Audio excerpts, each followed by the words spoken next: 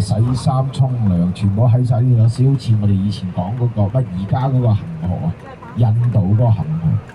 我當時包村嚟到呢邊呢，就見到哇啲水咁污糟，跟住呢又用資源嘅名義嚟到挖呢一個水井，所以點解你喺呢一個肇慶會見到幾個字又比較多，就叫包公井啊，就咁嘅意思啦。咁呢就仲有叫不帶走任何一塊端顯嗰啲啊，文房四寶伺候啊嘛，嗰啲啊，跟住係和墨嗰啲呢。咁啊，跟住呢邊咧嗰啲端顯咧，因為佢係喺後邊個柯仔坑嗰邊咧係好多好多，咁啊佢啲墨咧一磨出嚟咧就好絲滑，所以換成嚟講嘅話咧就乜嘢就話會好多嘅人喺呢度買端顯，咁跟住咧就攞翻去就寫大字。當然我介紹一下啫，唔係叫你真係話有名你去買個端顯咧咁啊。平時唔寫字嘅，咁特登買個端顯翻嚟寫下字咁啊，真係比較隆重啦，就唔需要嘅啊。好啦，咁啊，所以咧就當時嚟講，好多嘅即係以前啲官員咧，個個都會咧就係攞個端顯攞翻屋企咁樣嘅。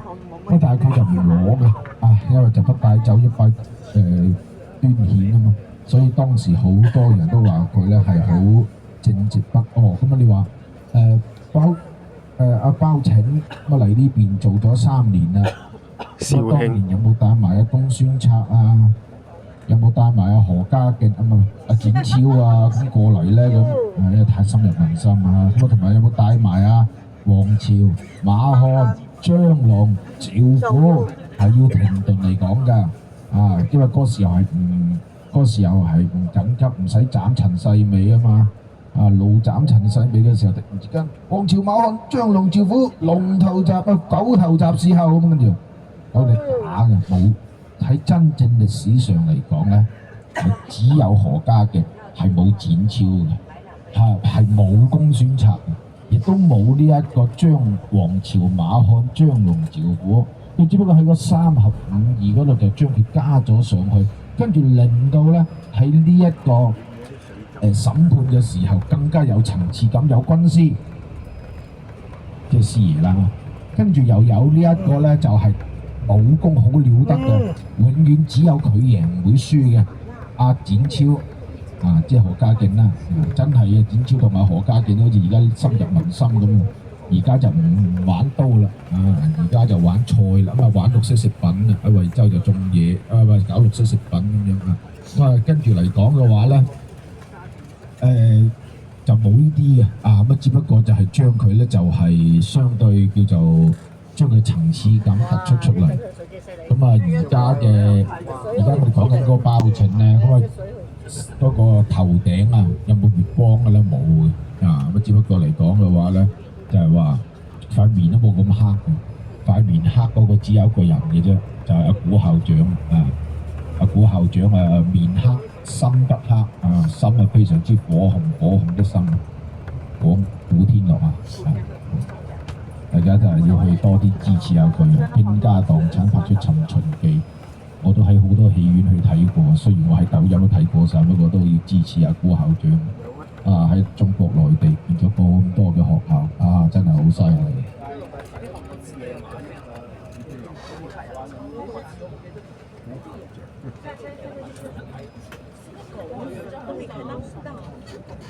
咁唔使咁快咁因為咧，我哋而家咧就咗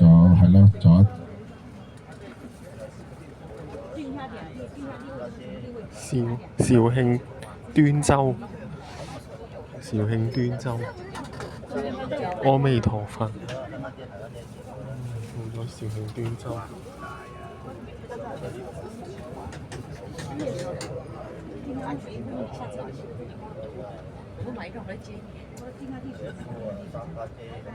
咁其實咧而家嚟到咧就係端州區嘅啦。首先我哋嗰邊咧就行下，突然間落滂沱大雨嗰個地方咧，就係嗰個叫高要區咁3個區。咁啊，跟住嚟講嘅話咧，我哋可以一路往前睇啦。其實我哋就好快咧就會到嗰、個宋城古城牆噶啦啊。咁啊，古城牆咧，咁其實因為點解宋朝咧當時喺呢邊咧就搞咗好多嘅嗰啲叫做即係喺度建成啊，咁啊保留咗好多嘅文物喺呢邊。咁啊，當然而家我哋所見緊嘅。所睇嘅嗰啲叫做古蹟咧，就應該就只有古城牆真真正正係保留落嚟嘅。我哋稱之為叫磚嘅博物館啊嘛。咁啊，跟住嚟講嘅話，喺嗰個古城牆嗰度咧，咁啊有一棟樓就叫披雲樓啊。咁啊，大家陣間亦都經過嘅時候可以去行一行啊。當然啦嚇，順安5路去嘅話，你基本上你都知道大概嘅位置，你自己再去行都得㗎啦啊！只不過我大概同你講一講，因為咧我哋而家喺嘅肇慶啊，其實好多人行都係以行端州區為主，因為端州區咧係最多嘢走嘅。有咩行咧？就我哋一直講緊啦嚇，佢嘅七星岩啦，七星岩嘅呢一個門口嘅牌坊廣場啦。跟住我哋今晚食飯過少少嘅嗰個叫岩前村啦咁樣啊，咁啊，所以而家咧好多人過嚟行咧都會去端州區行，包括埋我哋喺嗰個酒店啊行出嚟嗰個位置咧，就係90年代最熱鬧嘅一條步行街，一條商業街嚟嘅啊，就係我哋酒店出嚟嘅嗰個位，咁啊就後邊嗰個位。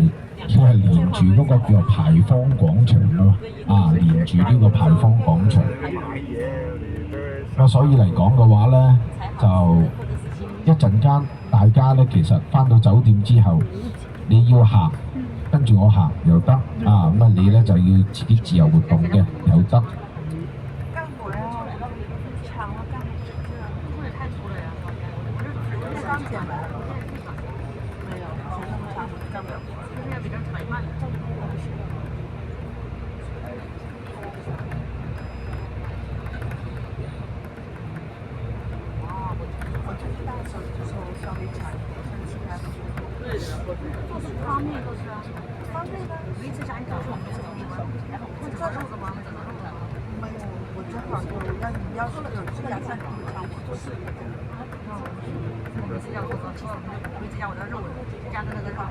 嗱，一陣間咧到咗酒店啦，車停咗之後，呢間酒店特別啲嘅啊。